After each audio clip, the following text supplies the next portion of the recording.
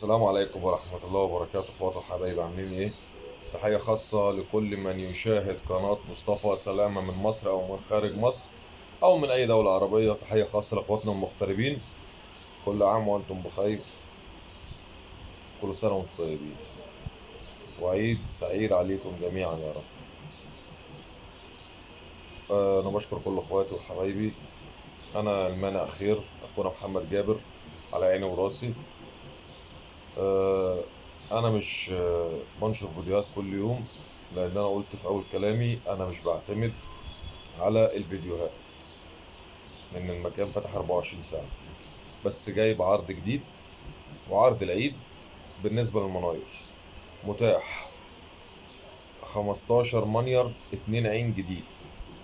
15 منير 2 عين جديد بكام العين؟ ب 35 جنيه. يعني الاتنين عين بكام؟ ب 70 جنيه. مفيش فصال، ها؟ مفيش فصال. تمام.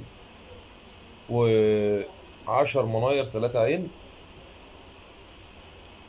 سعر المنير 3 عين 100 جنيه. 100 جنيه. 100 جنيه. برضو مفيش فصال. طبعا عندي مناير تانية بأحجام تانية، دي هيبقى لها سعرها برضو يا جماعة.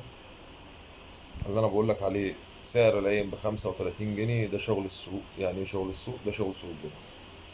ده موجود عندي منه حاليا، لسه جايين امبارح بالليل. آه وبإذن الله بكرة نعمل فيديو ونشوف مع بعض المناير، وهنشوف مع بعض الحمام الموجود ايه، وفي زغاليل وفي شبابات وفي قصوص. والحمام في متناول المواطن المصري وغير المصري. الحمام في متناول الجميع يا جماعة. أي حد يقدر يربي حمام، بس مش أي حد يقدر يبقى غاوي حمام. أشوفكم على خير. فيديو تاني جديد بكرة بإذن الله مع مصطفى سلامة لتجارة الحمام. آه وآسف إن الفيديو بتاع النهاردة مفهوش أي حاجة. تمام. بس أنا طلعت قلت أقول لكم الدنيا هتبقى فيها إيه.